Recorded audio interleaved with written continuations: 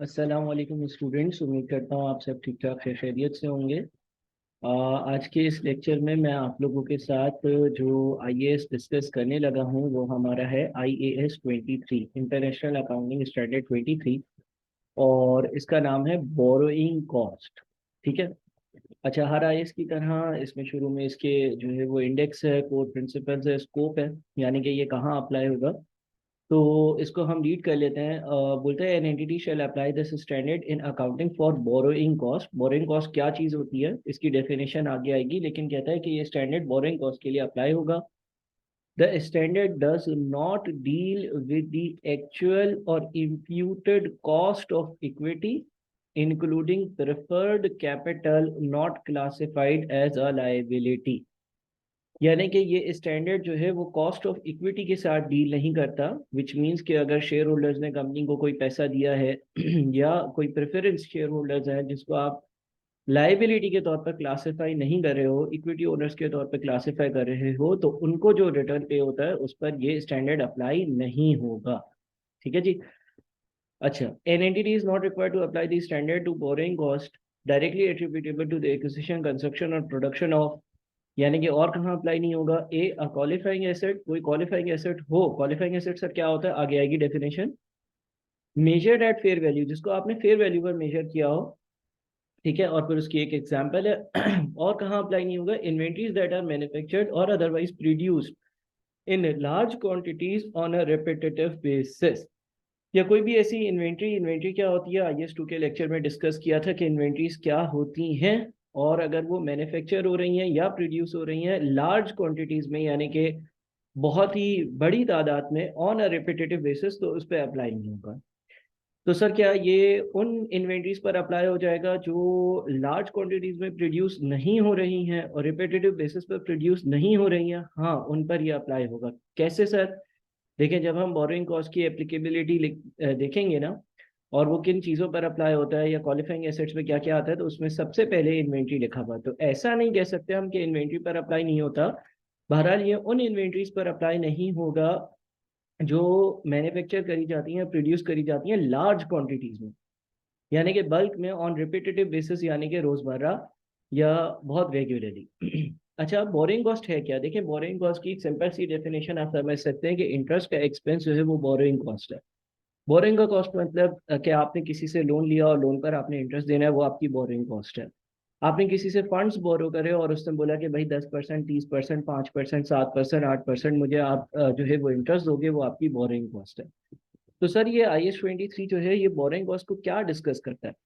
देखिए, borrowing cost की दो पॉसिबल ट्रीटमेंट्स हो सकती हैं जिनकी ये बात करता है। दो पॉसिबल ट्रीटमेंट्स क्या है? नंबर वन, या तो मैंने किसी से फंड्स लिए और पैसे लिए और उस पर जितनी भी बोरिंग कॉस्ट बन रही है, यानी कि जितना भी इंटरेस्ट का एक्सपेंस बन रहा है, वो प्रॉफिट एंड लॉस अकाउंट में मैं उसको एज ए एक्सपेंस ट्रीट कर दूं, यानी कि चार्ज कर दूं, विच मीन्स के डबल एंट्री में पास कर दूं, interest expense debit, bank account credit. या फिर मैं बोरोइंग कॉस्ट को किसी भी पर्टिकुलर एसेट का हिस्सा बना सकता हूँ, यानी कि मैं एंट्री पास कर दूं एसेट डेबिट या नॉन करंट एसेट डेबिट या कोई भी एक particular XYZ machine, motor vehicle debit, और मैं क्रेडिट कर दूं जो है वो बैंक को। यानी कि मैंने जो पेमेंट करी है इंटरेस्ट एक्सपेंस की, वो मैं एसेट की कॉस्ट का हिस्सा बना रहा हूँ, विच मीन्स के यहाँ पर IS 16 वाले एसेट्स भी आ सकते हैं, IS 2 इन्वेंट्रीज भी आ सकते हैं और बहुत सारी और चीज़ें आ सकती हैं। तो मैं अभी आपको ओवरव्यू देना चाह रहा हूँ कि आखिर IS 23 बोरिंग कॉस्ट किस चीज़ को डील करता है। IS 23 बोरिंग कॉस्ट को डील करता है। बोरिंग कॉस्ट का मतलब है, आम लफ्जों में, आसान लफ्जों में, इंटरेस्ट के एक्सपेंस को डील करता है। और हमें ये सिखाता है कि इंटरेस्ट का एक्सपेंस कब आपने directly profit and loss account में एक्सपेंस आउट करना है, और कब आपने इंटरेस्ट का एक्सपेंस जो है वो किसी एसेट का पार्ट बनाना है, यानी कि एसेट की कॉस्ट में शामिल करना है। अब कुछ इसकी डेफिनेशंस हैं, और डेफिनेशंस में सबसे पहले है, अच्छा हम पूरा स्टैंडर्ड गो थ्रू करेंगे और फिर जो है वो मजीद एग्जाम्पल के थ्रू इसको समझेंगे और इसको एग्जाम्पल्स पर अपनी नॉलेज को अप्लाई करेंगे।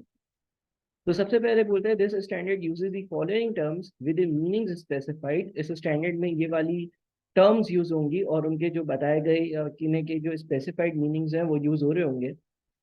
सबसे पहले बोलते हैं, borrowing costs are interest and other cost that an entity incurs in connection with the borrowing of funds। अब जनाब अगर आपसे कोई बोले कि बोरिंग कॉस्ट क्या है, तो आप उसको ये नहीं बोलोगे कि सिर्फ इंटरेस्ट की कॉस्ट। उसने बोला कि बोरिंग कॉस्ट इंटरेस्ट की कॉस्ट तो है ही, एंड अदर कॉस्ट, और कोई और खर्चा, कोई और एक्सपेंस जो आप इनकर करो, that an entity incurs in connection with the borrowing of funds. Borrowing of funds के साथ कोई और खर्चा अगर मैं इनकर करूं तो वो भी बोरिंग कॉस्ट ही है। मिसाल के तौर पर लेट से मैं एक बैंक से 10 लाख रुपए का लोन लेने गया और बैंक ने बोला इस पे आपको 10% इंटरेस्ट देना होगा, यानी कि 10 लाख पर अगर 10% इंटरेस्ट देना होगा तो साल का कितना हुआ, 1 लाख रुपए। ये इंटरेस्ट एक्सपेंस है। लेकिन जब मैं ये फंड्स लेने के लिए गया तो मुझे कुछ जो है वो डॉक्यूमेंट सबमिट करने थे, कुछ जो है वो लीगल खर्चे करने थे, या कोई जो है फॉर्म की फीस पे करनी थी, या बैंक में अकाउंट खुलवाने के लिए मुझे जो है वो कोई एक्सपेंस इनकर करना था, कॉस्ट इनकर करनी थी, 500 रुपये, 1000 रुपये, 10,000 रुपये, 5,000 रुपये की। वो भी जो कॉस्ट है वो मैंने क्यों इनकर करी है, वो मैंने इनकर करी है in order to borrow the funds, यानी कि वो भी बोरोइंग कॉस्ट का हिस्सा होगी। विच मीन्स कि 10 लाख के लोन के लिए जो 10,000 रुपये इंटरेस्ट दे रहा हूँ, या 1 लाख रुपए 10% के हिसाब से इंटरेस्ट दे रहा हूँ, और अगर 10,000, 15,000 रुपये कोई और दे रहा हूँ, तो मेरी टोटल जो बोरोइंग कॉस्ट होगी वो लाख रुपए नहीं होगी, बल्कि 1,10,000 रुपये होगी, जिसमें से लाख रुपए इंटरेस्ट का एक्सपेंस होगा और 10,000, 5,000 रुपये अदर कॉस्ट होगी। अ क्वालिफाइंग एसेट, अच्छा सबसे पहले देखें आईएएस जो है ना हमेशा आपको डेफिनेशंस बताता है, फिर आगे इसकी डिटेल्स भी आएंगी। अब बोलता है कि क्वालिफाइंग एसेट क्या होता है, तो बोलता है qualifying asset is an asset, और एसेट की डेफिनेशन हमें पता है, कोई भी ऐसी चीज जो हमें फ्यूचर में बेनिफिट्स दे। एसेट की फर्दर डेफिनेशन जो है वो मेन फ्रेमवर्क में और बाकी जगह पर आपने पढ़ी है। अ क्वालिफाइंग एसेट, यहाँ पर एसेट को डिफाइन नहीं किया जा रहा बल्कि क्वालिफाइंग एसेट को डिफाइन किया जा रहा है। ऐसा हो सकता है कि कोई चीज एसेट हो लेकिन वो क्वालिफाइंग एसेट ना हो, ठीक है, कोई चीज एसेट हो लेकिन वो क्वालिफाइंग एसेट ना हो, ऐसा हो सकता है। अगर आपको एसेट की डेफिनेशन नहीं मालूम तो पहले आपको जरूरत है कि आप एसेट की डेफिनेशन देखें।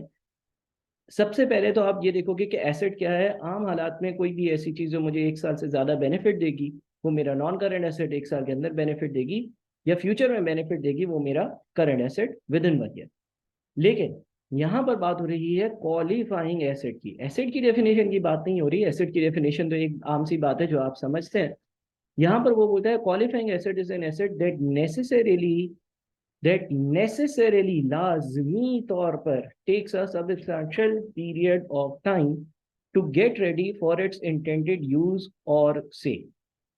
बोलता है कि क्वालिफाइंग एसेट की डेफिनेशन ये है कि ये कोई एक ऐसा एसेट होता है जो नेसेसरीली यानी कि लाजमी तौर पर एक सब्सटेंशियल पीरियड ऑफ टाइम देता है, यानी कि एक लंबा वक्त देता है तैयार होने में, to get ready for its intended use और से, ताकि मैं उसको इस्तेमाल कर सकूं, ताकि मेरी जो इंटेंशन थी उसको इस्तेमाल करने की वो पूरी हो सके, या उसको मैं बेच सकूं। ऐसे एसेट को मैं क्वालिफाइंग एसेट कहता हूं।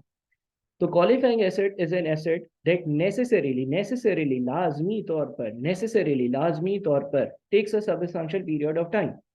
मिसाल के तौर पर लेट से मैं एक बिल्डिंग बना रहा हूँ, क्या बिल्डिंग को सब्सटेंशियल पीरियड ऑफ टाइम लगता है? हाँ। क्या necessarily substantial period of time लगता है? हाँ। सर नेसेसरीली का क्या मतलब है, मतलब कोई अननेसेसरीली भी हो सकता है? हाँ भाई।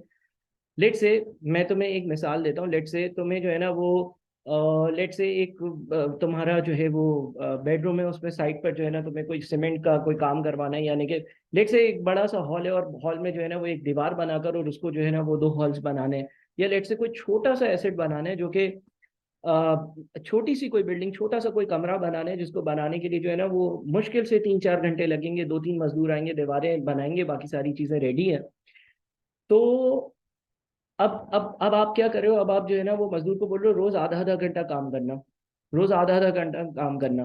तो वो सब्सटेंशियल पीरियड ऑफ टाइम तो ले जाएगा ना भाई। 6 घंटे का काम है, एक दिन एक बंदा लगा है और 6 घंटे में वो काम निपटा ले। नहीं, तुमने मजदूर को बोले तुम आना 15 मिनट काम करना, फिर अगले दिन आना 15 मिनट काम करना, फिर अगले दिन आना 15 मिनट काम करना, यानी कि यहाँ पर तुम unnecessarily substantial period of time ले रहे हो। तो क्वालिफाइंग एसेट की डेफिनेशन ये है कि वो एसेट जो लाजमी तौर पर एक सब्सटेंशियल पीरियड ऑफ टाइम लेगा। मिसाल के तौर पर अगर मुझे 25, 5 या 10 या 15 फ्लोर्स की एक बिल्डिंग बनानी है, तो वो ऑब्वियस सी बात है कि सब्सटेंशियल पीरियड ऑफ टाइम लेगी। बिल्डिंग बनाने के लिए मैं 100 मजदूर भी ले आऊँ लेकिन एक दिन में नहीं बना सकता, क्योंकि अगर उसके मुख्तलिफ स्टेप्स होंगे, और स्टेप नंबर 1 कंप्लीट होगा तो ही स्टेप नंबर 2 स्टार्ट हो सकता है, स्टेप 2 कंप्लीट होगा तो ही स्टेप 3 स्टार्ट हो सकता है, फर्स्ट फ्लोर बनेगा तो ही सेकंड फ्लोर बन सकता है, सेकंड फ्लोर बनेगा तो ही थर्ड फ्लोर बन सकता है, और उसके बीच में भी जो है वो प्लास्टर होगा तो उसके सूखने के लिए और XYZ प्रोसीजर्स के लिए टाइम लगेगा नेसेसरीली। ऐसा हो ही नहीं सकता कि एक दिन में 5 जो है फ्लोर की या 10 फ्लोर की बिल्डिंग जो है वो खड़ी कर ली जाए और वो ऑपरेशंस में आ जाए। तो यहाँ पर अननेसेसरी टाइम नहीं लग रहा, बल्कि नेसेसरी है। A qualifying asset is an asset that necessarily takes a substantial period of time to get ready for its intended use or sale. मिसाल के तौर पे लेट्स से मैं एक बिल्डिंग बना रहा था 10 फ्लोर की, और वो बिल्डिंग जो है वो जाहिर सी बात है 10 फ्लोर की है तो एक सब्सटेंशियल पीरियड ऑफ टाइम लेगी, और वो बिल्डिंग बनाकर मैं या तो उसको मैंने सोचा हुआ था कि भाई मेरी नीयत है कि मैं इस्तेमाल करूंगा किसी XYZ पर्पस में लेकर आऊंगा या उसको बनाकर बेच दूंगा, तो हम कहेंगे कि ये क्वालिफाइंग एसेट है। Borrowing cost may include interest expense calculated using the effective interest rate method as described in IFRS 9. Interest in respect of lease liabilities recognized in accordance with IFRS 16 leases, and exchange differences arising from foreign currency borrowings to the extent that they are regarded as an adjustment to interest cost. तो borrowing cost की आसान सी definition interest का expense या उससे relevant cost, लेकिन यहाँ पर उसने थोड़ी सी चीज़ें डिटेल में डाली कि उसमें ये चीज़ें भी शामिल होंगी। IFRS 9 के हिसाब से इंटरेस्ट कैलकुलेट होता है वो शामिल होगा, यील्ड टू मैच्योरिटी के कॉन्सेप्ट के हिसाब से, IFRS 16 लीजेस के हिसाब से, और उसके अलावा कोई एक्सचेंज के डिफरेंसेस होंगे, करेंसी की फ्लक्चुएशंस की वजह से कोई डिफरेंसेस होंगे फॉरेन करेंसी बोरिंग्स में, वो भी इसमें शामिल होंगे। बहरहाल हमें अभी ये याद रखना है कि बोरिंग कॉस्ट सिंपली एक इंटरेस्ट का एक्सपेंस है ताकि हमारी जिंदगी आसान रहे।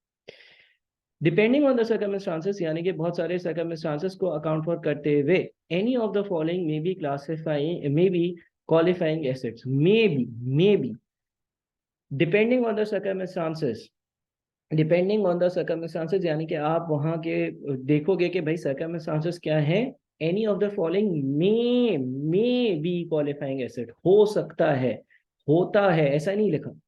उसे ये लिखा कि following are the qualifying assets और उसमें इन्वेंट्री लिख दे, following are the qualifying assets और उसमें मैन्युफैक्चरिंग प्लांट लिख दे, बल्कि उसने बोला कि आप वहां पर देखोगे कि सर्कमस्टांसेस क्या है, वहां पर आप सिचुएशन देखोगे और उस सिचुएशन के हिसाब से नीचे वाली चीजें में भी, यानी कि नीचे वाली चीजें क्वालिफाइंग एसेट हो सकती हैं।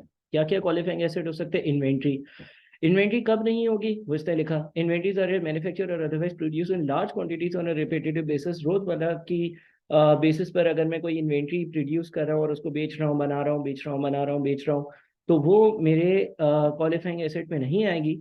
लेकिन फिर भी इसने इन्वेंट्रीज की गुंजाइश छोड़ी, यानी कि हो सकता है कि कोई ऐसी इन्वेंट्री हो जो लॉन्ग पीरियड ऑफ टाइम लेती हो और फिर तैयार होती हो और रोजमर्रा तैयार नहीं होती हो और वो क्वालिफाइंग एसेट में आ जाए। Manufacturing plant, power generation facilities, intangible assets, investment properties and bearer plants. अब इन सारी चीज़ों की डेफिनेशन जो है वो हम ही नहीं देखते, लेकिन हमें ये ब्रॉडली पता है कि कोई चीज़ क्वालिफाइंग एसेट होती है, और क्वालिफाइंग एसेट वो चीज़ होती है जो एक अच्छा खासा अरसा ले तैयार होने में, बनने में, रेडी होने में, और necessarily substantial period of time ले तैयार होने में। Financial assets and inventories that are manufactured or otherwise produced over a short period of time are not qualifying assets. वो inventories या वो financial assets जो कम अरसे में तैयार हो जाते हैं वो qualifying asset में नहीं आते। Assets that are ready for their intended use or sale when acquired are not qualifying asset. तुमने कोई asset ऐसा परचेज किया जो तुम्हारे खरीदते वक्त तुम्हारे इंटेंडेड यूज या सेल करने के लिए तैयार था तो उसको तुम क्वालिफाइंग एसेट नहीं कहोगे। बनी बनाई गाड़ी खरीद ली और गाड़ी खरीदने का मकसद यह था कि उसको अपने बिजनेस में इस्तेमाल करूंगा, क्वालिफाइंग एसेट नहीं है। ठीक है, assets that are ready for their intended use, एक ऐसा एसेट जो उसके इंटेंडेड यूज के लिए एकदम तैयार है, बना हुआ है, और sale when acquired are not qualifying assets, ऐसा एसेट क्वालिफाइंग एसेट नहीं होगा, ऐसा एसेट क्वालिफाइंग एसेट नहीं होगा। Assets that are ready for their intended use, ऐसे एसेट्स जो उनके इस्तेमाल के लिए तैयार हैं और मैंने खरीदे हैं, और sale when acquired are not qualifying asset, तो वो क्वालिफाइंग एसेट नहीं होंगे। ठीक है, देखिए मैंने बनी बनाई गाड़ी ली और उसके लिए मैंने लोन लिया तो उसकी बोरिंग कॉस्ट की ट्रीटमेंट अलग होगी। मैंने लोन लिया और उस लोन लेकर मैं जो है वो गाड़ी बना रहा हूँ अपनी मर्जी की, उसकी ट्रीटमेंट अलग होगी। मैंने बनाया घर लिया ताकि, या बनी बनाई फैक्ट्री ली जिसमें मैं अपना कारोबार चला सकूं, तो वो asset that are ready for their intended use है। लेकिन मैंने लोन लिया ताकि मैं एक फैक्ट्री बना सकूं, वो क्वालिफाइंग एसेट है। बात समझ रहे हो? मैं वापस से रिपीट करता हूँ, तुमने एक फैक्ट्री लगानी है, फैक्ट्री लगाने के लिए तुमने जो है वो लोन लिया, और लोन लेकर तुमने एक फैक्ट्री परचेज करी। तो ये जो लोन पर इंटरेस्ट दोगे इसकी ट्रीटमेंट कुछ और होगी, क्योंकि यहाँ पर जो तुमने एसेट परचेज करा है उसके लिए लिखा हुआ है assets that are ready for their intended use. लेकिन तुमने लोन लिया ताकि तुम उस लोन से ताकि तुम उस लोन से एक फैक्ट्री खुद डिजाइन कर कर कंस्ट्रक्ट करवा सको। उस केस में जो लोन लिया है उस पर जो इंटरेस्ट दे रहे हो उसकी ट्रीटमेंट कुछ और होगी। ठीक है, दो बातें हैं ना। बनी बनाई फैक्ट्री ली, उसके लिए लोन लिया था, उस लोन पर जो इंटरेस्ट दे रहा हूं उसकी ट्रीटमेंट कुछ और होगी। क्यों? क्योंकि वो क्वालिफाइंग एसेट नहीं है। Assets that are ready for their intended use और sale when acquired are not qualifying assets. लेकिन तुमने लोन लिया और उस पर इंटरेस्ट दे रहे हो, और वो लोन लेने का मकसद ये था कि भाई उससे तुम जो है ना वो फैक्ट्री की कंस्ट्रक्शन करवाओगे, प्लॉट लोगे और फिर जो है वो नक्शा पास करवाओगे और कंस्ट्रक्शन करोगे। तो वो क्वालिफाइंग एसेट में आ सकता है, क्योंकि वो फैक्ट्री बनाना एक सब्सटेंशियल पीरियड ऑफ टाइम ले रहा है, नेसेसरी भी है, और उसके बाद मैं उसको इस्तेमाल करूंगा। तो ये बड़ी इंपॉर्टेंट बात है कि आप लोग ये जरूर देखना कि क्वालिफाइंग एसेट क्या है और क्या नहीं। Recognition, an entity shall capitalise, an entity shall capitalise का मतलब होता है एसेट की कॉस्ट का पार्ट बनाओगे। An entity shall capitalize borrowing cost that are directly attributable to the acquisition, construction और production of a qualifying asset as part of the cost of that asset. An entity shall recognize other borrowing cost as an expense in the period in which it incurs them. An entity shall capitalize borrowing costs that are directly attributable to the acquisition, construction, or production of a qualifying asset as part of the cost of that asset. अगर एक entity कोई borrowing करती है और उस पर कोई borrowing cost पे कर रही है जो कि डायरेक्टली एट्रीब्यूटेबल है, डायरेक्टली एट्रीब्यूटेबल डायरेक्ट ताल्लुक रखते हैं। किस चीज का डायरेक्ट ताल्लुक लगता है भाई? ये बोरोइंग इसलिए ली थी ताकि मैं कोई पर्टिकुलर एसेट को एक्वायर कर सकूं, कंस्ट्रक्ट कर सकूं, प्रोड्यूस कर सकूं। An entity shall capitalize borrowing costs that are directly attributable to the acquisition, construction or production of a qualifying asset, as part of the cost of that asset. An entity shall recognize other borrowing cost as an expense in the period in which it incurs. देखिए, आपने जो है ना late से 5 लाख रुपए का loan लिया, और 5 लाख रुपए का लोन लेकर आपका मकसद ये था कि आप एक पर्टिकुलर फैक्ट्री जो है उसकी कंस्ट्रक्शन करवाओगे।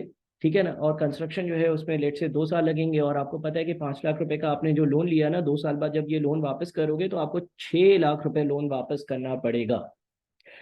और एज्यूम कर लो कि वो जो कंस्ट्रक्शन है उसके लिए वो 5 लाख रुपए पूरे इस्तेमाल हो गए। तो जब आप लोन लोगे जब आप लोन लोगे तो एंट्री पास करोगे, bank account debit 5 lakh, loan credit 5 lakh. क्यों? क्योंकि जब आपने लोन लिया तो bank debit, loan account credit. Bank debit, bank asset है, एसेट इंक्रीज होगा तो डेबिट होगा, और लोन लाइबिलिटी, लाइबिलिटी इंक्रीज होगी तो क्रेडिट होगी। अब आपने उस 5 लाख रुपए से जो है ना वो एसेट बनाना शुरू किया। ठीक है ना, आपने एसेट बनाने के लिए जो है वो सीमेंट खरीदा, बजरी खरीदी, स्टील खरीदा, नक्शा पास करवाया, यानी कि आप एक्सपेंस इनकर करते गए। ये एक्सपेंस आपने जो इनकर करे हैं ये एसेट बनाने के लिए इनकर कर रहे हैं, तो एसेट की कॉस्ट में कैपिटलाइज होते रहे। नॉन करंट एसेट डेबिट, और नॉन करंट एसेट की कॉस्ट को आप डेबिट करते रहे, बैंक क्रेडिट। ठीक है ना, non current asset debit, bank credit, non current asset debit, bank credit. अच्छा, जब 2 साल पूरे हो गए, लोन लौटाने की बारी आई। लोन लौटाने की बारी आई तो आपको पता चला कि भाई 5 लाख का लोन लिया था लेकिन अब लौटाने हैं 6 लाख। तो आपके बैंक अकाउंट से कितने जाएंगे? आप जब लोन वापस करोगे तो लोन वापस करना पड़ेगा। जब लोन वापस करोगे तो आप बैंक अकाउंट को क्रेडिट करोगे, जब बैंक अकाउंट को क्रेडिट करोगे तो बैंक अकाउंट को 6 लाख से क्रेडिट करोगे। क्यों? 5 लाख रुपए का लोन लिया था, लाख रुपए का सूद, तो बैंक वाला आपसे 6 लाख मांगेगा, तो 6 लाख रुपए से बैंक अकाउंट को क्रेडिट करोगे। सर डेबिट क्या करेंगे? 5 लाख रुपए से लोन की लायबिलिटी को डेबिट करोगे क्योंकि वो सेट ऑफ हो रहा है। और 1 लाख रुपए क्या है? 1 लाख रुपए इंटरेस्ट का एक्सपेंस है। इंटरेस्ट का जो एक्सपेंस है ना उससे एसेट को डेबिट करोगे, यानी कि वो जो आपने एसेट बनाया है ना उसको कैपिटलाइज करोगे। ठीक है, इसको मैं जरा एक एग्जांपल के जरिए जो है वो एक्सेल की फाइल ओपन कर कर और आपको समझाता हूँ।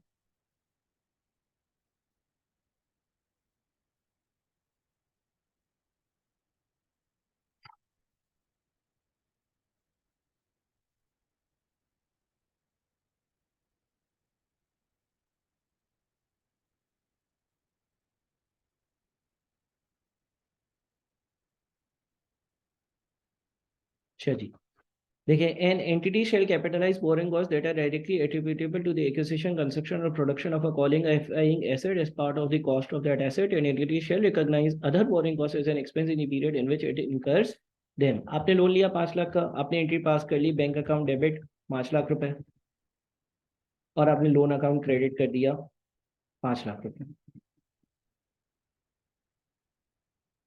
ठीक है, 2 साल का लोन था, आपने ये लेट से लोन लिया है 1 जनवरी 2018।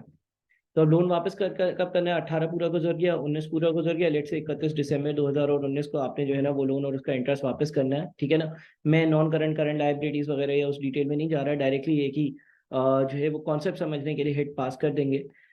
During the period of these 2 years आपने ये जो 5 लाख रुपए लिए थे ना, अच्छा इसकी भी डिटेल्स है, आपको वेटिंग कर और जो है वो इंटरेस्ट की कैलकुलेशन वगैरह करनी होगी, लेकिन उस डिटेल में अभी नहीं जा रहा। आप एज्यूम करो कि ये 5 लाख रुपए आपने जो लिए हैं ना, वो आपने कोई स्पेसिफिक क्वालिफाइंग एसेट की कंस्ट्रक्शन के लिए लिए हैं। तो during the period of time मुख्तलिफ वक्त पर कभी 1 लाख, कभी 1.5 लाख, कभी 2 लाख, कभी 50,000 रुपए का खर्चा हुआ होगा, और जिससे ये एसेट बना होगा, तो आपने नॉन करंट एसेट को डेबिट किया 5 लाख, और बैंक को क्रेडिट किया 5 लाख। क्यों सर? देखो भाई, आपने लोन लिया पहले, बिल्कुल लोन लिया, आपने लोन लिया 5 लाख का, आपने एंट्री पास करी, bank account debit, loan account credit, फिर वो लोन जो आपने लिया था आपके बैंक अकाउंट में पड़ा है, वो एसेट बनाने के लिए लिया। तो during the period of 2 years आपने वो एसेट पे पैसा लगाते रहे, लगाते रहे, लगाते रहे। तो आपने नॉन करंट एसेट डेबिट किया, डेबिट किया, डेबिट किया, और बैंक से वो पैसे जाते रहे, तो बैंक अकाउंट क्रेडिट किया, क्रेडिट किया, क्रेडिट किया, क्रेडिट किया। 31 दिसंबर 2019 को आपको पता चला कि आपने जो है ना वो लोन भी वापस करना है, और उस पर 1 लाख रुपए का इंटरेस्ट बनता है, वो भी वापस करना है। तो जब ऐसा है तो आपने लोन के अकाउंट को जो है वो डेबिट कर दिया 5 लाख रुपए। ठीक है, अब बैंक से पे कितना होगा सर? बैंक से तो 6 लाख पे होगा, बैंक से तो 6 लाख रुपए पे होगा। बैंक से 6 लाख रुपए क्यों पे होगा? बैंक से 6 लाख रुपए पे इसलिए होगा क्योंकि आप जो है वो जो आपने लोन लिया था 5 लाख का, उस पर 1 लाख रुपए का बैंक ने इंटरेस्ट जो है ना वो चार्ज किया। अब क्या मैं इंटरेस्ट एक्सपेंस को डेबिट करूंगा? नहीं। अगर मैंने बोरोइंग की है किसी क्वालिफाइंग एसेट की कंस्ट्रक्शन के लिए, तो मैं उस नॉन करंट एसेट को ही डेबिट करूंगा मजीद 1 लाख रुपए से। यानी कि मेरे बुक्स में जो ये नॉन करंट एसेट आ रहा होगा ना, इस नॉन करंट एसेट की वैल्यू 6 लाख रुपए आ रही होगी। 5 लाख रुपए का इस पे जो है वो माल लगा है, चीजें लगी हैं, इसकी कंस्ट्रक्शन के लिए रियल कॉस्ट इनकर हुई है, और 1 लाख रुपए का इंटरेस्ट भी इस एसेट की कॉस्ट का हिस्सा होगा, प्रोवाइडेड कि ये एसेट क्या है, ये एसेट क्वालिफाइंग एसेट है। तो इतना सिंपल होता है क्या? नहीं, आगे जाके कॉम्प्लेक्स केसेस आएंगे, लेकिन यहाँ पर बात आपको समझाने के लिए थी कि इंटरेस्ट एक्सपेंस को डेबिट नहीं करोगे। अच्छा, अगर ये बोरिंग जो है वो सर किसी क्वालिफाइंग एसेट को खरीदने के लिए नहीं होती, तो फिर यहाँ पर क्या आता? फिर यहाँ पर नॉन करंट एसेट डेबिट नहीं होता, बल्कि इंटरेस्ट एक्सपेंस को डेबिट करना पड़ता। ठीक है, आगे कुछ और बात लिखते हैं इससे relevant. Borrowing cost that are directly attributable to the acquisition, construction और production of a qualifying asset are included in the cost of that asset. हमने भी एसेट की कॉस्ट में इसको शामिल किया। Such borrowing costs are capitalized as part of the cost of the asset when it is probable that they will result in future economic benefits to the entity, and the cost can be measured reliably. When an entity applies IAS 29 financial reporting in hyperinflation economies, it recognizes an expensive part of borrowing cost that compensates for inflation during the same period in accordance with para 21 of that standard. तो IAS 29 financial reporting in hyper inflation economies हमारे लिए अभी relevant नहीं है, बस हमें सीधा सीधा ये जो हिसाब किताब है ना इस पैराग्राफ के हिसाब से ये याद रखना है। आगे बढ़ते हैं, मेन आईएएस पे मैं वापस आता हूँ। अच्छा, borrowing cost eligible for capitalisation. कौन सी बोरिंग कॉस्ट को कैपिटलाइज किया जाएगा? क्या अंधाधुंध जितनी बोरिंग कॉस्ट बनती है सारी की सारी एसेट का हिस्सा बना ली जाएगी? तो उसके बारे में कुछ डिटेल्स क्या है? The borrowing costs that are directly attributable to the acquisition, construction, or production of a qualifying asset are those borrowing costs that would have been avoided if the expenditure on the qualifying asset had not been made.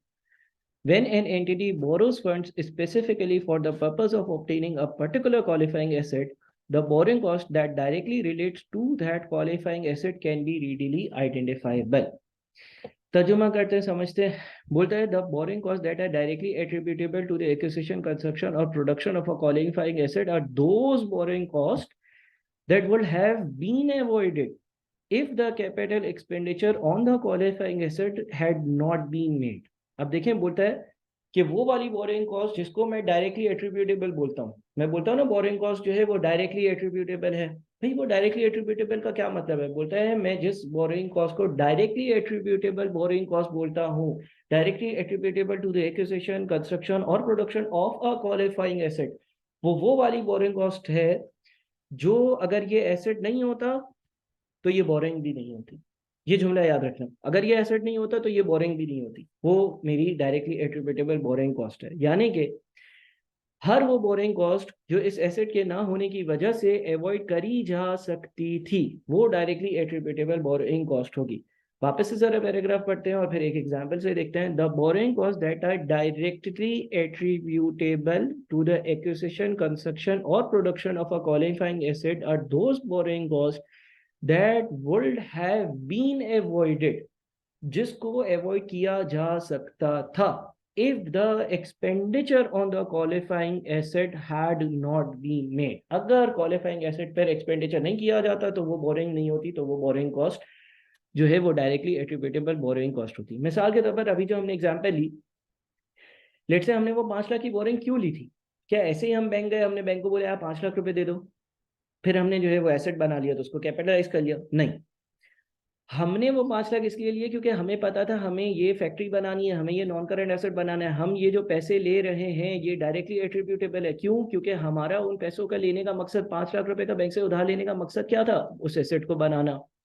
यानी कि मैंने 5 लाख रुपए ली क्यों? उस asset को बनाने के लिए। अगर मैंने किसी क्वालिफाइंग एसेट को बनाने के लिए स्पेसिफिकली कोई बोरोइंग करी, जिस तरह से हमारी एग्जाम्पल में 5 लाख रुपए, तो वो डायरेक्टली एट्रीब्यूटेबल बोरोइंग कॉस्ट कहलाएगी। यानी कि वो बोरोइंग जो एग्जिस्ट करती है बिकॉज ये एसेट एग्जिस्ट करता है। अगर ये एसेट नहीं होता तो वो बोरिंग नहीं होती, अगर ये एसेट नहीं होता तो वो बोरिंग नहीं होती, अगर ये एसेट नहीं होता तो वो बोरिंग नहीं होती, तो वो डायरेक्टली एट्रीब्यूटेबल बोरिंग कॉस्ट नहीं होगी। लेकिन अगर ये एसेट है, इसकी वजह से ये बोरोइंग है, तो ये डायरेक्टली एट्रीब्यूटेबल बोरोइंग कॉस्ट है। When an entity borrows funds specifically for the purpose of obtaining a particular qualifying asset, the borrowing cost that directly relates to the qualifying asset can be readily identified. अब वो बोलता है कि यार कभी कभार ऐसा होता है कि कोई एंटिटी जो है ना वो बोरोइंग करती ही इसीलिए है, एक एंटिटी बोरोइंग करती ही इसीलिए है कि वो एक पर्टिकुलर एसेट को परचेज कर सके, खरीद सके, कंस्ट्रक्ट कर सके, एक्वायर कर सके, प्रोड्यूस कर सके। इस केस में तो बोरोइंग कॉस्ट या बोरोइंग और एसेट के बीच का ताल्लुक बताना बड़ा आसान है, क्योंकि वो एसेट नहीं होता, ये बोरोइंग नहीं होती। लेकिन इसने फिर आगे कुछ और बातें बोली। It may be difficult to identify a direct relationship between particular borrowing and a qualifying asset and to determine the borrowings that could otherwise have been avoided. Such a difficulty occurs, for example, when the financing activity of an entity is coordinated centrally. Difficulties also arise when a group uses a range of debt instruments to borrow funds at varying rates of interest and lends those funds on various base rates to other entities in the group. Other complications arise through the use of loans denominated in or linked to foreign currencies when the group operates in highly inflationary economies and from fluctuations in exchange rates. As a result, the determination of the amount of borrowing that are directly attributable to the acquisition of a qualifying asset is difficult and the exercise of judgment is required. बोलता है कि कभी कभार ऐसा भी होता है कि हम जो डायरेक्टली एट्रीब्यूटेबल बोरिंग होती है और डायरेक्टली एट्रीब्यूटेबल बोरिंग कॉस्ट होती है, उसको आइडेंटिफाई करना जो है वो मुश्किल हो जाता है। और जब आपके लिए ये चीज़ मुश्किल हो जाए तो आप जो है ना वो अपनी प्रोफेशनल जजमेंट अप्लाई करोगे। अब वो हम क्वेश्चंस के दरमियान देखेंगे कि प्रोफेशनल जजमेंट कब अप्लाई करनी है और कैसे अप्लाई करनी है। लेकिन उससे फिर एक एग्जांपल दी कि ऐसा हो कैसे सकता है, क्योंकि अभी तो दिमाग में ये बात बैठी हुई है, भाई एक कंपनी है, एक कंपनी ने एक क्वालिफाइंग एसेट खरीदना है और उसके लिए वो बैंक गए बोरिंग करी, तो हम कहेंगे डायरेक्टली एट्रीब्यूटेबल। तो सर ऐसा कैसे हो सकता है कि डायरेक्टली एट्रीब्यूटेबल बोरिंग को आइडेंटिफाई करना मुश्किल हो? बोलते हैं कि कभी कभार ग्रुप स्ट्रक्चर्स होते हैं। आपने अगर ग्रुप अकाउंट्स पढ़े हैं, आपने कंसोलिडेशंस पढ़ी हैं, तो आपको पता होगा कि पेरेंट कंपनी होती है और सब्सिडरी होती है। पेरेंट कंपनी लेट से एक बाहर के किसी मुल्क में, और उसने सारी सब्सिडरीज के लिए जो है ना एक साथ इकट्ठा लोन ले लिया। अब जो सब्सिडरी बोलती है मुझे XYZ एसेट चाहिए, उसको उसने फंड्स दिए और उस कंपनी ने वो एसेट परचेज कर लिया और सब्सिडरी ने वो एसेट परचेज कर लिया। इस केस में ये आइडेंटिफाई करना मुश्किल होता है कि वो जो बोरिंग ली थी वो किस एसेट के लिए ली थी। लिंकेज जो है ना वो थोड़ा सा ब्रेक हो जाता है। बहरहाल इसमें आपको फिक्र करने की जरूरत नहीं है, कुछ देर बाद हम इस पैराग्राफ को देख लेंगे। To the extent that an entity borrows funds specifically for the purpose of obtaining a qualifying asset, the entity shall determine the amount of borrowing cost eligible for capitalization as the actual borrowing cost incurred on that borrowing during the period less any investment income on the temporary investment of those borrowings. अब ये again जो है ना वो एक चीज समझने वाली है, थोड़ा सा इसको एग्जाम्पल के जरिए समझने की कोशिश करते हैं।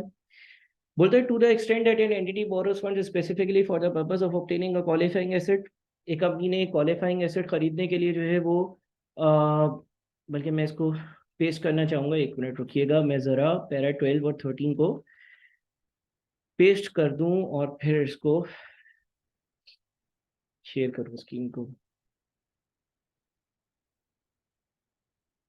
अच्छा देखें, लिखा हुआ रहा है to the extent that an entity borrows funds specifically for the purpose of obtaining a qualifying asset, the entity shall determine the amount of borrowing cost eligible for capitalisation as the actual borrowing cost incurred on that borrowing during the period, less any investment income on the temporary investment of those borrowings.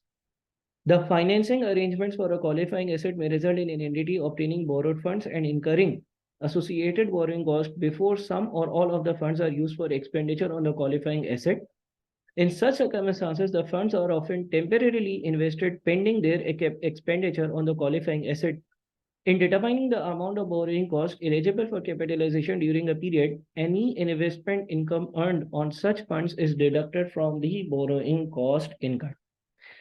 अच्छा, अब देखिए वो investment income को थोड़ा सा involve कर रहा है। हम जरा इसको इस तरह से समझते हैं कि लेट से ये पहले साल का क्वार्टर 1, क्वार्टर 2, क्वार्टर 3, क्वार्टर 4, दूसरे साल का क्वार्टर 1, दूसरे साल का क्वार्टर 2, दूसरे साल का क्वार्टर 3, दूसरे साल का क्वार्टर 4।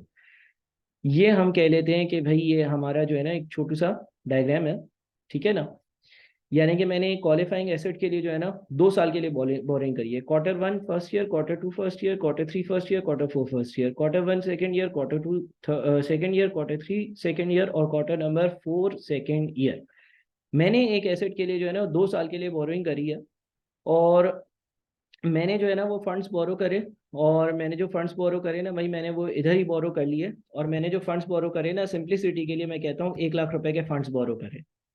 अच्छा, बैंक जो है ना उसने बोला भाई क्या कहते हैं 2 साल के लिए आपने हमसे फंड्स बोरो करे, मुबारक हो आपको, और 2 साल बाद जो है वो आप ये फंड्स हमें लौटाएंगे, और फंड्स लौटाने के अलावा जो है ना हम आपसे 10% का इंटरेस्ट भी चार्ज करेंगे।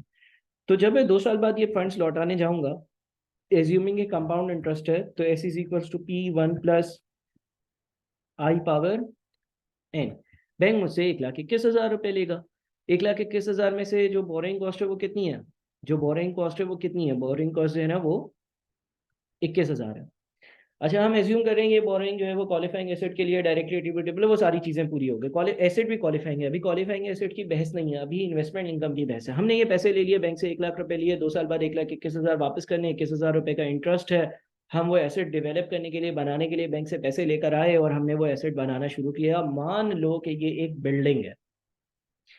अब बिल्डिंग है, अब मैंने सिंपल रखी है ना चीजें, इसलिए 1 लाख रुपए रखा है।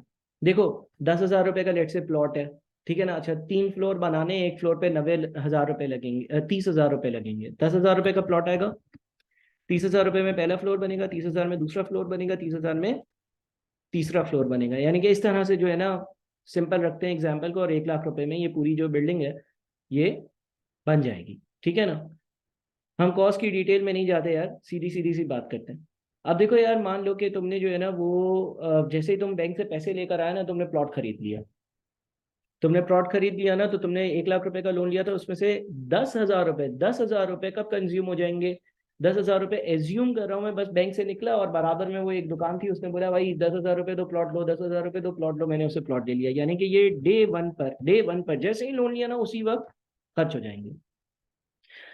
अब मेरे पास बैंक से लिया हुआ 90,000 रुपए का लोन है। अच्छा, मुझे पता है कि कंस्ट्रक्शन की परमिशन लेने में थोड़ा टाइम लगेगा, कंस्ट्रक्शन जो है वो होगी उसमें थोड़ा सा टाइम लगेगा, और फिर मजदूर ढूंढूंगा और फिर सामान मंगाऊंगा। खैर बहरहाल एज्यूम कर लो कि कंस्ट्रक्शन भी उसी वक्त चलो डे वन पर ही स्टार्ट हो, ठीक है ना। इसका मतलब मैंने बैंक से 1 लाख रुपए लिए थे, 1 लाख में से 40,000 रुपए, 1 लाख रुपए में से 40,000 रुपए तो उसी वक्त खर्च हो गए। 1 लाख रुपए में से 40,000 रुपए तो उसी वक्त खर्च हो गए, उसी वक्त हाथ के हाथ यहीं पे खर्च हो गए, यहीं पे खर्च हो गए, यहीं पे खर्च हो गए। कितने? 40,000। 40,000 रुपए यहीं पर खर्च हो गए, बस निकला और खर्च हो गए। तो मेरे पास बच कितने गए? मेरे पास बच गए 40,000, ओ सॉरी 60,000। अब यार देखो, मैंने जो बैंक से लोन लिया ना वो 10% पे लिया है, और जिसका मुझे 2 साल के बाद जो है ना वो 1,21,000 वापस करना है, जिसपे 21,000 रुपये इंटरेस्ट है। ₹60,000 मेरे बैंक में है, जैसे बैंक से लोन लेकर आया, 1,40,000 खर्च हो गए, 60,000 बच गए। अब भाई देखो, एक प्रोसेस होता है ना बिल्डिंग बनाने का, ठीक है ना। पहला फ्लोर बनेगा, वो सूखेगा, उस पर प्लास्टर होगा, XYZ पिलर खड़े होंगे, सारी चीजें होंगी, फिर सेकंड फ्लोर बनेगा, फिर उसके बाद 2-3 महीने 4 महीने बाद से थर्ड फ्लोर बनेगा, फिर फोर्थ फ्लोर बनेगा। इस तरह से बिल्डिंग बनती है। ऐसा थोड़ी होता है कि ground floor, first floor, second floor, third floor सब साथ बन रहे हो। तो इसका मतलब ये हो गया कि खर्चा जो मैं उस बिल्डिंग को बनाने के लिए कर रहा हूँ वो भी एक साथ नहीं होगा। कुछ खर्चा डे 1 पर होगा, कुछ 3 महीने बाद होगा, कुछ 6 महीने बाद होगा, कुछ 1.5 साल बाद होगा, कुछ 2 साल के बाद होगा, कुछ एंड में होगा। मेरा अंदाजा ये था ना कि ये जो खर्चे हो रहे होंगे बैंक से, एक एक चीज है लोन का लेना, एक चीज है लोन का लेना, एक चीज है फिर उस लोन लोन का इनकर होना, लोन का अमाउंट एसेट पे लगना। वो सारा एक ही दिन तो नहीं लगेगा। एज्यूम कर लो यहाँ पे 40,000 लग भी गए, फिर 2, 4, 5, 6 महीने तक मेरे पास जो है ना, मेरे एक स्पेसिफिक बैंक अकाउंट में पैसा पड़ा हुआ होगा 60,000। फिर मैं जो है वो कुछ और पैसे इस्तेमाल करूंगा, लेट से साल के एंड में 30,000 रुपये और एक और फ्लोर के लगे, लेट से उसके बाद जो है ना वो 30,000 रुपये एक और फ्लोर के लगे। अब ऐसा अगर होगा तो बात सारी ये है कि भाई बैंक पे आपके पास जो है ना वो पैसा काफी वक्त तक पड़ा रहेगा, है ना। अब तुम खुद सोचो कि क्या मैं ऐसा नहीं कर सकता कि मुझे एक बैंक जो है ना, मुझे एक बैंक जो है वो जिससे मैं पैसे लेकर आया हूँ। देखिए बैंक दोनों काम करता है ना, आप बैंक से पैसे ले भी सकते हो तो वो आपसे इंटरेस्ट चार्ज करेगा, आप बैंक में पैसे डिपॉजिट भी कर सकते हो तो वो आपको कोई इनकम देगा। मैंने ये सोचा कि यार ये जिस बैंक से मुझे लोन मिला है, चलो ये बैंक जो है वो 10% का इंटरेस्ट ले रहा है, उसको 2 साल बाद मुझे इंटरेस्ट और पैसे वापस करने हैं। यार मैं एक काम करता हूँ ना कि ये 60,000 जो मेरे बैंक में है, ये मैं कुछ अरसे के लिए, जब तक अगले 30,000 नहीं चाहिए, किसी और बैंक में इन्वेस्ट कर देता हूँ। 3%, 4%, 2% के रिटर्न पर कुछ छोटा मोटा इंटरेस्ट इधर मिल जाएगा। अच्छा, फिर जब 30,000 रुपये इस्तेमाल हो जाएंगे मजीद, तो फिर 30,000 बच जाएंगे, फिर मजीद 30,000 रुपये इस्तेमाल हो जाएंगे तो फिर जीरो बचेंगे। ऐसा ही होगा ना। तो देखिए आपके पास ये सिर्फ 60,000 ये कुछ अरसे के लिए मैं इन्वेस्ट कर सकता हूँ, फिर जो बचे हुए 30,000 है ये कुछ और अरसे के लिए मैं जब तक इस्तेमाल नहीं आ रहे इन्वेस्ट कर सकता हूँ भाई। और इन्वेस्ट कर कर मैं कोई रेंटल, कोई किसी की तरह की इन्वेस्टमेंट इनकम कमा सकता हूँ। वो इन्वेस्टमेंट किसी और बैंक में भी हो सकती है, किसी प्रोजेक्ट में भी हो सकती है, XYZ जगह पर। तो मुझे पता चला कि भाई मैं इन्वेस्टमेंट्स भी कर रहा था बीच बीच में, तो मेरी जो नेट कॉस्ट थी ना वो 21,000 मुझे नहीं पड़ी, बल्कि मेरी जो नेट कॉस्ट मुझे पड़ी ना वो सिर्फ 16,000 पड़ी। क्यों? क्योंकि बीच में जब जब मेरे पास फंड्स बैंक में पड़े हुए होते थे और मुझे पता होता था कि भाई प्रोजेक्ट पे इस्तेमाल नहीं होते थे, तो मैं उसको चालाकी से कहीं और इन्वेस्ट कर कर कुछ कमा लेता था, ताकि मेरी इफेक्टिव कॉस्ट जो है वो 2 सालों की 21,000 नहीं बल्कि सिर्फ 16,000 बने। तो अब ये 16,000 रुपये जो है ना, ये अमाउंट हम कंसिडर करेंगे कैपिटलाइज करने के लिए। क्यों? क्योंकि आपने लोन तो 21,000 के इंटरेस्ट पे लिया था, लेकिन आपने फिर 5,000 रुपये की उससे इनकम्स तो भी तो जनरेट करी। तो देखिए क्या बोलता है। To the extent that an entity borrows funds specifically for the purpose of obtaining a qualifying asset, the entity shall determine the amount of borrowing cost eligible for capitalization as the actual borrowing cost incurred, यानी कि 21,000 on that borrowing during the period, less any investment income on the temporary investment of those borrowings, 5,000, यानी कि net जो आएगा वो 16,000 होगा। The financing arrangement for a qualifying asset may result in an entity obtaining borrowed funds and incurring associated borrowing costs before some or all of the use of the funds are used for expenditures on the qualifying asset. एक qualifying asset के लिए जब आप financing arrangement करते हो तो ऐसा हो सकता है कि एंटिटी को सारे फंड, सारे बोरोड फंड्स मिल जाए, incurred associated borrowing cost before some और all of the funds are used, और वो फंड्स इस्तेमाल ना हो रहे हो लेकिन आपको पता है उस पर इंटरेस्ट देना होगा। बैंक ने बोला हुआ भाई 1,00,000 रुपए ले लो और अब इस्तेमाल करो ना करो, हम 10% का इंटरेस्ट लेंगे, ये तुम्हारे अकाउंट में हमने क्रेडिट कर दिए पड़े हुए, इस्तेमाल करने करो, नहीं करने नहीं करो, हम तो लेंगे। Before some or all of the funds are used for expenditure on a qualifying asset, in such circumstances, the funds are often temporarily invested pending their expenditure on the qualifying asset. तो company अपनी होशियारी दिखाती है और सोचती है कि जब तक वो फंड इस्तेमाल नहीं हो रहे हम कहीं पर इन्वेस्ट करके कुछ छोटा मोटा अमाउंट ही कमा ले। In determining the amount of borrowing was eligible for capitalization during the period, any investment income on such funds is deducted from the borrowing cost incurred. जो borrowing cost incur करोगे उस पर इस तरह की इनकम को माइनस कर जो अमाउंट बचेगा वो कैपिटलाइज करने की बात करना। अच्छा, आगे लिखा हुआ है to the extent that an entity borrowed funds generally. अब जनरल बोरोइंग भी हो सकती है ना। एक कॉन्सेप्ट आहिस्ता आहिस्ता आप डेवलप करें, एक स्पेसिफिक बोरोइंग है, एक जनरल बोरोइंग है। यानी कि स्पेसिफिक बोरोइंग तो उस एसेट के लिए आपने बोरोइंग करी। To the extent that an entity borrows funds generally and uses them for the purpose of obtaining a qualifying asset, the entity shall determine the amount of borrowing costs eligible for capitalization by applying a capitalization rate to the expenditures on that asset. The capitalization rate shall be the weighted average of the borrowing cost applicable to all the borrowings of the entity that are outstanding during the period. However, an entity shall exclude from this calculation borrowing costs applicable to borrowings made specifically for the purpose of obtaining a qualifying asset until substantially all the activities necessary to prepare that asset for its intended use or sale are complete. The amount of borrowing cost that an entity capitalizes during a period shall not exceed the amount of borrowing cost it incurred during the period. देखें, जहां तक जो बातें हो रही थी ना वो स्पेसिफिक बोरिंग की हो रही थी, अब जनरल बोरिंग की बात हो रही है। देखें, वो ये कह सकते हैं कि यार ऐसा भी हो सकता है ना कि एक कंपनी ने बहुत सारी जगहों से बोरिंग करी भी हो और वो बोरिंग उसके पास हो और फिर उस बोरिंग करे हुए फंड्स को जो है वो किसी क्वालिफाइंग एसेट के लिए इस्तेमाल करा जाए। ऐसा जरूरी थोड़ी है कि भाई आपने बोरिंग ली और फिर आपने जो है वो क्वालिफाइंग एसेट लिया, बल्कि ऐसा हो सकता है कंपनी ने एक्स बैंक, वाई बैंक, ए बैंक, बी बैंक, सी बैंक, डी बैंक, ई बैंक से इतने सारे अमाउंट्स लिए हों। To the extent that an entity borrows funds generally and uses them for the purpose of obtaining a qualifying asset, अब वो X bank, Y bank, A bank, B bank, C bank, D bank से लिए हुए funds को किसी qualifying asset के लिए इस्तेमाल किया गया, the entity shall determine the amount of borrowing cost eligible for capitalization by applying a capitalization rate to the expenditure on that asset। तो फिर जब entity जो है वो अमाउंट को यानी कि इंटरेस्ट के एक्सपेंस को कैपिटलाइज करेगी तो वो एक कैपिटलाइजेशन रेट कैलकुलेट करेगी, जिसकी हम जो है वो क्लास में एग्जांपल्स करेंगे तो उसमें डिस्कस करेंगे। और सिर्फ उतना ही एक्सपेंडिचर जो उस एसेट को खरीदने के लिए किया गया है उसको कैपिटलाइज करेंगे। पहले वाले केस में क्या था, स्पेसिफिक बोरिंग थी, आपने फंड्स लिए, उस पर जितना भी इंटरेस्ट पे करना माइनस, अगर वो फंड्स अनयूटिलाइज्ड हैं तो उस पर जो इनकम आ रही है वो हटा दी, बच गया 16,000 का अमाउंट, कैपिटलाइज कर दिया। क्यों? क्योंकि वो बोरिंग क्यों ली थी? उस स्पेसिफिक एसेट के लिए। अगर वो एसेट नहीं होता तो वो बोरिंग नहीं होती। लेकिन यहाँ पर केस आ रहा है जनरल बोरिंग का। जनरल बोरिंग में एसेट पर जितना खर्चा होता जाएगा उस अमाउंट के हिसाब से एक बोरिंग का अमाउंट, एक बोरिंग कॉस्ट का अमाउंट कैलकुलेट होगा। हम ऐसा नहीं कर सकते कि जनरल बोरिंग हमने 10 करोड़ की ली हुई थी जिससे हम बहुत सारी चीजें खरीदेंगे, आधे करोड़ का 1 करोड़ का एसेट खरीदे तो 10 करोड़ की कॉस्ट को बस उस स्पेसिफिक एसेट की कॉस्ट में शामिल कर दें। ये तो बड़ी बेवकूफ़ी होगी।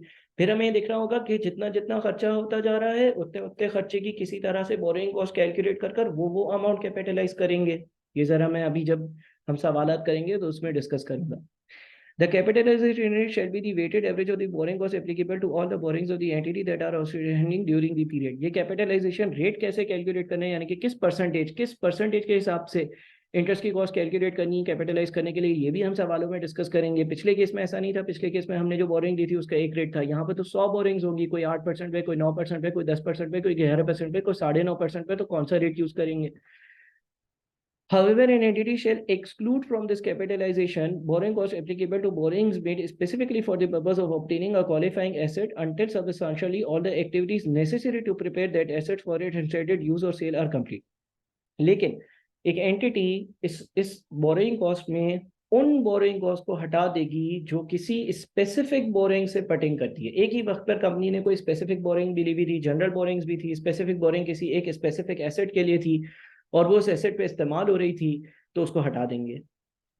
ठीक है। अच्छा, ये जो substantially all the activities necessary to prepare the asset are complete लिखा हुआ है ना, ये हमारे पास एंड में भी आ रहा है कि भाई कब हम बोरोइंग कॉस्ट को कैपिटलाइज करना रोक देंगे वो हम बाद में डिस्कस करते हैं। The amount of borrowing cost that an entity capitalizes during a period shall not exceed the amount of borrowing cost it incurred during that period। अब ये कॉमन सेंस वाली बात है। वो बोल रहा है कि आपका पूरे साल का इंटरेस्ट एक्सपेंस बन रहा है 3 लाख कंपनी का और आप एसेट की कॉस्ट में 4 लाख कैपिटलाइज कर रहे हो, तो ये तो इलॉजिकल सी बात है ना भाई। पूरे साल का इंटरेस्ट एक्सपेंस 3 लाख बन रहा है, आप 4 लाख तो किसी एसेट की कॉस्ट में कैपिटलाइज नहीं कर सकते हो। या तो 3 लाख करोगे या उससे कम करोगे भाई, कुछ एक्सपेंस में जाएगा कुछ एसेट की कॉस्ट में जाएगा। In some circumstances, it is appropriate to include all borrowings of the parent and its subsidiaries when computing a weighted average of the borrowing cost. In other circumstances, it is appropriate for each subsidiary to use a weighted average of the borrowing cost applicable to its own borrowings। अब ये आपके पास parent और subsidiary के relationships में आता है, higher studies में आता है। और अगर आपने पेरेंट और सब्सिडरी का रिलेशनशिप कंसोलिडेशन अकाउंट्स पढ़े में तो आप ये देख सकते हो, वो बोलता है कि कभी कभार ऐसा होता है, सिचुएशन ऐसी बनती है आपकी प्रोफेशनल जजमेंट के हिसाब से कि आप पेरेंट और सब्सिडरी की सारी बोरिंग्स जो है ना वो weighted average cost of borrowing calculate करने के लिए यूज करोगे। What is weighted average cost of borrowing? एक ऐसा रेट जो आप जो है वो यूज करोगे अपनी कैलकुलेशंस में। कैलकुलेट कैसे होगा, सवाल जब हम एग्जांपल्स करेंगे, क्वेश्चन सॉल्व करेंगे तो उस पर डिस्कस करेंगे। और बोलते हैं कि कभी कभार आप सिर्फ सब्सिडी का ही रेट लोगे। Excess of the carrying amount of the qualifying asset over recoverable amount. Recoverable amount हम जो है वो IAS 36 की तरफ जा रहे हैं। IAS 36 में आपने रिकवरेबल अमाउंट का कॉन्सेप्ट पढ़ा होगा, और उसमें आपने पढ़ा होगा fair value less cost of sale और वैल्यू इन यूज का हायर। ठीक है। Excess of the carrying amount of the qualifying asset over recoverable amount when the carrying amount or the expected ultimate cost of the qualifying asset exceeds its recoverable amount or net realizable value, the carrying amount is written down or written off in accordance with the requirements of other standards. In certain circumstances, the amount of the write down or write off is written back in accordance with those other standards. अब ये यहाँ पर हम discuss नहीं करेंगे, ये IAS 36 का कुछ रेफरेंस दे रहा है। अब एक इंपॉर्टेंट एरिया आता है इस स्टैंडर्ड का, commencement of capitalisation. Commencement of capitalisation का क्या मतलब है? इसमें तीन बातें होती हैं, उन तीन चीज़ों को हम इंशाल्लाह अगले लेक्चर में डिस्कस करेंगे। ये एक बहुत इंपॉर्टेंट चीज़ है कि हमने बोरिंग ले ली, अब हम एसेट नहीं बना रहे, तो क्या हम उस एसेट की कॉस्ट में उसको कैपिटलाइज करते रहें? नहीं, जाहिर है सोचना होगा इस पर। ठीक है ना। एक एसेट हम बना रहे थे, 3 साल बना, 2 साल अब जो है ना वो उस पर काम नहीं होगा, चौथे साल से 5वें साल से काम शुरू होगा, तो बीच में 2 साल काम नहीं हुआ, तो उसकी बोरिंग कॉस्ट तो पे करनी है, लोन तो आपने लिया हुआ है, तो क्या वो एसेट की कॉस्ट में कैपिटलाइज करते रहेंगे या नहीं? ये सारी चीजें हम आगे डिस्कस करते हैं, अगले लेक्चर में डिस्कस करते हैं। इसको यहाँ पर एंड कर रहा हूँ।